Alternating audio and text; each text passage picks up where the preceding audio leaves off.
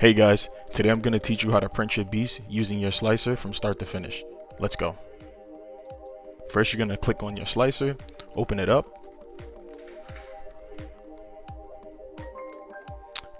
Then you're going to go to File and Import, and then you're going to pick the file where it's at. Mine's is right here, so I'll just load it up. And we're in the software. So right here is a beast. He's already been through the process in Blender. I've already fixed all his manifolds like we did in the last video. So here I'm going to teach you how to print him from start to finish. It's very simple, should be a very quick video. First step would be we'd go to the quality section and we can pick our layer height. The smaller the layer height, the higher the quality it will be. 0.2 is probably like the standard layer height. Usually a lot of parts are built in 0.2, models are built in 0.2 for testing, because it's pretty quick and it's a decent layer height. I usually print my beast in 0.16 layer height. And it's a bit slower, but the quality is really outstanding. But I'll teach you how to do something called a variable layer height, so you can actually choose what parts of your model you want to be, what layer heights you want it to be. So from start to finish. Okay, so most of these settings here I would leave as default for now until we get into like more advanced stuff.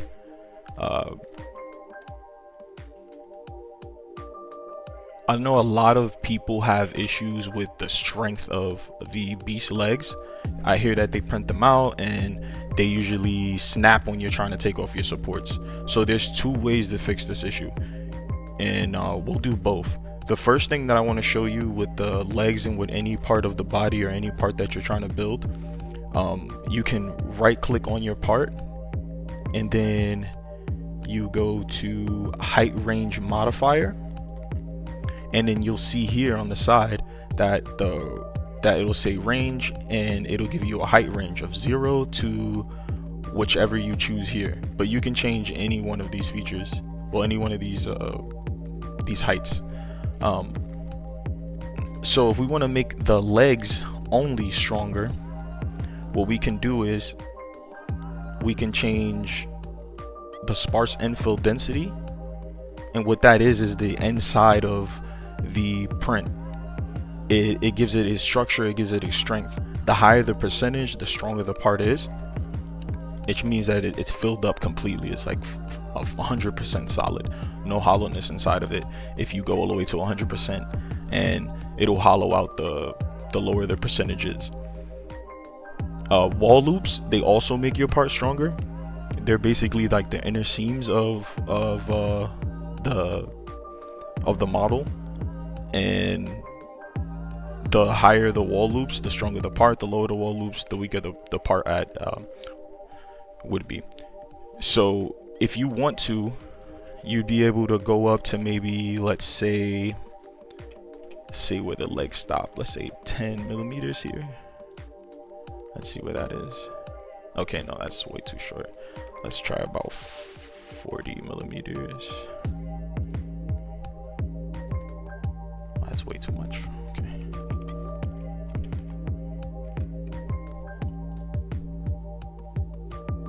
Okay, that's just about right. So 20 millimeters here.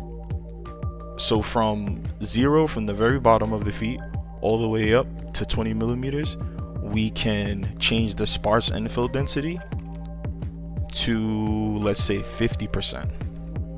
So that'll give it more strength, and it also would make it much more heavier. So when you're standing your beast up, it won't fall over because it'll have a better it'd have more weight at the bottom. So it'd have more weight at the bottom. Yeah, basically it'll have like a better center of gravity. That's what I was looking for. So we can do that 50%, and then we can make the wall loops about let's say 4. Let's do 4. That should be more than enough. Because remember, the more infill you use and the more wall loops you add on, it'll take much longer to print, especially at this layer height. But you can also change the layer height from the 2 points, from 0 to 20, or from whatever you choose. You can also make that 0.2, which is the standard size. And what that would do is that it would lessen the quality, but it would at least speed it up, because you're doing much more in that area. So that's one way you can do it to make your legs a bit stronger and your model stand up straight without falling. It's a great way to go about it. Now we can go back to the beast. Okay, so we'll go to quality again, and we'll go to seam. So a seam is where your printer starts and ends. So the printer will loop around the object over and over and over again, and it'll start and stop in one spot. So there are 4 different options here. There's aligned, there's nearest, there's back, and there's random. The way that you actually see the seams before, because you can't see it on the model right now, so the way that you see the seams would be in preview, and it'll actually, yeah, so all these white lines you see right here are seams. This is what it's checked off as seams. You'll see them when you go to preview and you slice it. So now we know where our seams are and aligned, and I don't like it because when you print, you'll have these actual seams showing when you're done with your print. So usually I like to use back, and what back does is that it literally has all the seams facing towards the back. And in order to see it again, we're already in preview. I will go to slice, and then boom, all those white marks that you saw there, they're no longer there. They are in the back now, so they're not visible from the front anymore. It's much cleaner that way. I prefer it this way most of the time. Okay, so we're gonna go down to ironing, and what ironing does is it takes the layers. If you look right here on the preview, you'll see the layer lines. These are the lines that your printer is gonna make as it goes around and around and creates the object for you, creates the beast. If you do ironing, you can do all top surfaces, topmost surface only, which would mean the very top layer, the most top layer, it'll iron out, or all solid layers. So it'll iron out every solid layer that you have on the entire model. That will take forever. I would not suggest doing that. I usually do either all top surfaces or topmost surface only. And what it does is it literally, the nozzle of your printer rubs across and extrudes a little bit of plastic, and it rubs across your model and basically smooths it out for you. So this is something that you could put on for the shoes and the gloves and the skin parts, stuff like that. That's where you would want to apply the ironing. Yeah. Okay, so let's say you did want to apply it to your shoes, right? You could easily go back to prepare. Then we're gonna go back to our range modifier, our height range modifier, and then we go to quality here. And remember, this is the quality for any of the layers that are in between these two rectangles here. Anything that are in between these two planes, that's what's gonna get affected by any of the settings we put here, as long as we're highlighted on range. If we go here, this will be to the entire model, but if we're in range, it'll just be in those areas. So what we can do is, if we wanted the legs and the feet to be ironed, we literally would just put all topmost surfaces, and I would leave this default here. Depending on your printer, you'd have different settings, so you know, we'll just leave this default for right now. But what that would do now is it would iron everything here, and all of this would be nice and smooth. The top layer of everything would be very smooth. Okay, so now let's talk about more quality. There's a way to do the variable layer changes, basically. So remember when we came over to, let's go back on the beast real quick. So we're going to click back on this on your beast, and then we're going to go to layer height. So the layer height is at 0.16, but what I can do is I can have it drop higher or lower depending on where I want it to be on the beast. Remember, the lower the number here, the higher quality, but the longer it takes.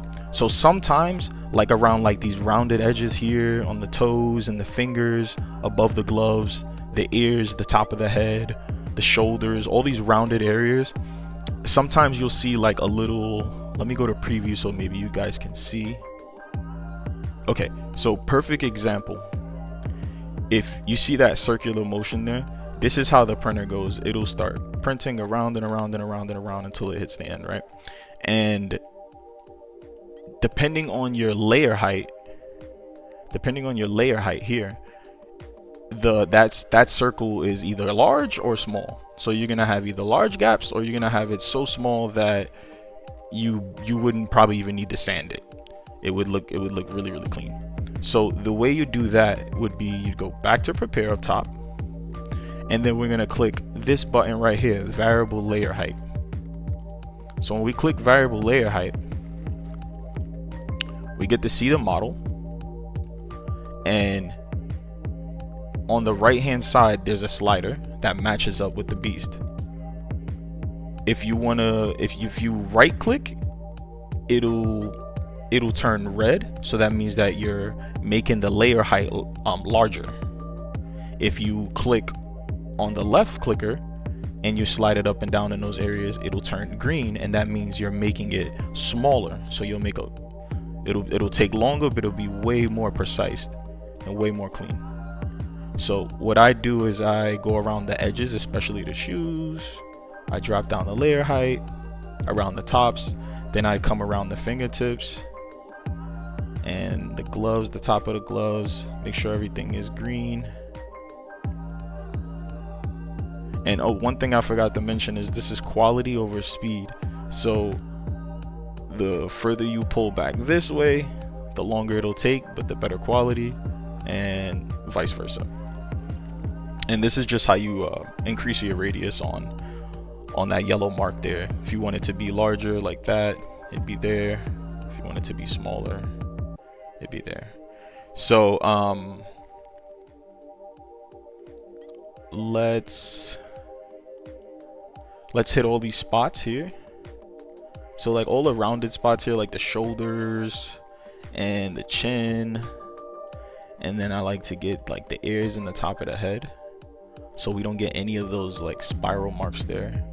And I even like to do the eyes too, because for whatever reason it gets in here a little bit as well. But remember, by doing this, it's gonna take you literally like double the time longer, but in my opinion it's worth it, because you save so much time when you don't have to sand. Like, I'm not saying that you completely won't have to sand, but like it's gonna look really good and you'll question whether or not you have to sand. Okay, so what you would do, you would just leave it there, and then you would click on it again to apply it. So now that's there, whether or not you can see it, it's in the settings. What I'm gonna do though is I'm gonna reset it all. I'm gonna erase it. so I can show you a different feature. The next feature I'm going to show you guys is I'm going to show you support. So you're going to go over here on the left side and click on support. And supports are basically temporary structures that are built on the plate so that your nozzle has something to build on top of. So basically, like, these fingers are floating. So if I'm building with my 3D printer up here, how is it going to bridge over here in order to build the fingers? Well, the way you do it is you build supports here, and they would go up and they act as a bridge in order for your nozzle to come across and start to build. A lot of people have problems with supports. Not that the supports don't work, but a lot of times people, they put supports on and it destroys their project because the supports are stuck to it. It's like it's way too strong. So what you would do is you could click right here, enable supports, to get them on, and you can go auto. It's much easier if you go auto. So I like the tree. For parts I like normal, but for models like a beast, I would definitely go with tree. So tree auto. And if you see right here on the right side, what we just did here, this variable layers height, you can't use variable layer height and organic. So that's what it's telling me right there. Whenever you use that feature, you aren't allowed to use organic. And I believe that's because organic tries to save material, and if you're switching back and forth, it'll be hard to save material in that way. What I usually use, if I'm going to use the variable layer height, I would use tree slim. I would use tree slim, but we have the variable layer height also on the legs, so you can use tree hybrid. And then when you use tree hybrid, in order for it to not stick to your model too aggressively, you'd come down to, okay, so what you want to come do is come down to base pattern, and then we go hollow. It'll give you like the weakest, like not the weakest supports, but it'll give you the easiest supports to peel off for sure. Also there's ways of here filament for supports, so you can actually pick what color. If you're doing a multicolor print, you could actually pick which color you want to use as a supports. This is good when you have like a little bit of, let's say you need a lot of white or something, a particular color, but you're low on it. But you have like a lot of another color, you can use basically yellow for all the supports. It'll take much longer because it has to switch through the colors, but you can use yellow for all the supports, and then you'll be able to use more white because it wouldn't be going to supports. Yeah, so after we did that, we're gonna go to preview, and we're gonna see how he looks. All right, so yeah, these are the supports here. As you can see, there is a slight gap in all of them, so it should be a bit more loose. If you don't want it to cover all of these parts, you can actually go back into prepare, and then you click on your model, and then you would go to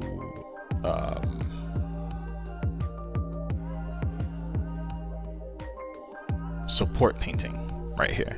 So then when you go into support painting, you can select your tool type, and you can hit the right clicker on wherever you don't want the supports to be, and it'll turn red. So let's say we don't want the supports here, right? But we don't mind them on the wrist. Let's do green on the very tips. So we're left clicking to get all this green, and then we're right clicking to turn everything we don't want to have supports on red, because we don't really need supports on the top of the hands. That's just going to leave some marks there regardless. We don't want to deal with that, so we'll just do the tips as green. You got to be careful though. I'm kind of being messy right now because it'll go on the pants also, but you just got to be careful. You can always change your pen size to make it smaller in certain areas if you need to, and then you can make it larger if you need to put it anywhere, a big large space. Yeah, so then you just click on it again, and then let's see a preview again. We click on to get it slicing so we can see how it's looking. There you go. So as you can see, because I painted it to not have supports, now all of this here doesn't have support, so we don't have to worry about any markings on top of the hands or anywhere else for that matter, as long as you paint it correctly. So yeah, this for me would be a decent first print, and this is pretty much everything. This menu here will tell you everything you need to know, all the steps that they're using, all the different colors, they mean different things, but this is not how your product will look. If you go here and type on if you click on line type and you actually hit filament, it'll show you the colors of your print. All those white lines are the seams, they just want you to see that, but you can click that off if you just want to see your model, how it would look. Here it also tells you how much it will cost you and how long it would take. This is a pretty small model. You can check by going to prepare and then clicking on scale, and it'll tell you exactly how big it is. So this is a 66 millimeter in height model, so it's very, very small, just over 2 inches I believe, and it only costs 18 cents to make, and it'll take an hour. So yeah, that was a quick walkthrough on how to print your beast in your slicer. Thank you. Goodbye.